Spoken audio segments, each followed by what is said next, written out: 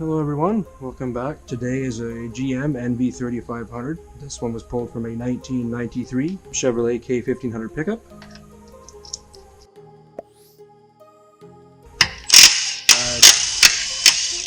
This is to call it.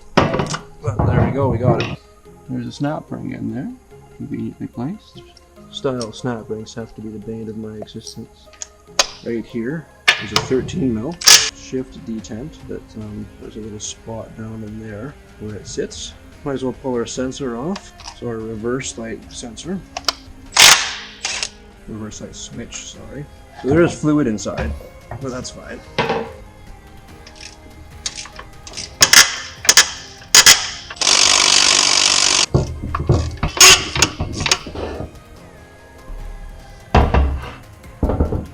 There's our fluid.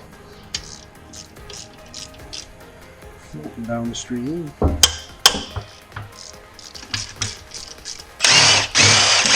This is also a 13. Let's just pull that out. Just in the event it is something that is holding the two halves together. That was probably the reverse idle gear, actually thinking about it now, but we won't worry about that. Let's see if we can gently hammer them apart. I doubt it, but wipe off my hands a bit so I don't get my tools too dirty.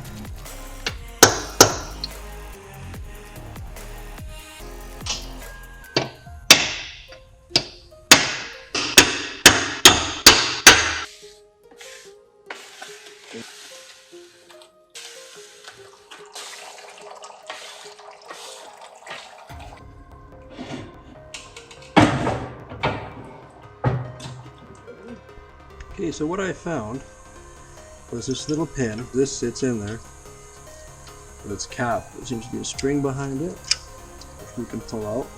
But this comes out too. We can shift detent to keep that rail. And now we have two split cases.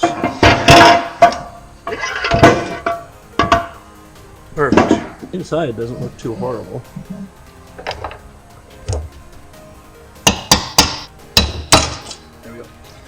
Okay, so that fell off, that went down into the case here. Also, one thing I'd like to note is I removed this from my reverse idler, little support. So now that should slide back and forth. Let's get this other pin out.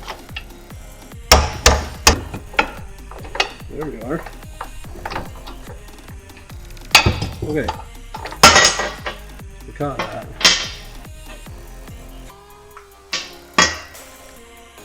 There. Slide our fork off.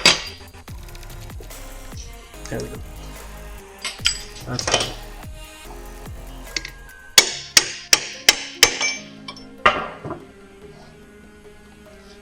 Okay, so when we last left off, so behind this seal in the tail shaft here, there is a snap ring.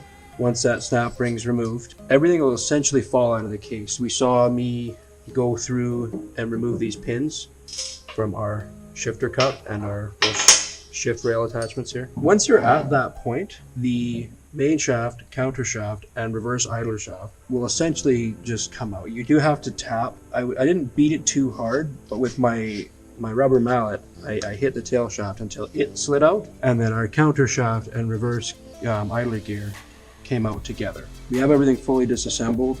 It was definitely an interesting process. The condition of the actual transmission itself, you know, we can look through our gears.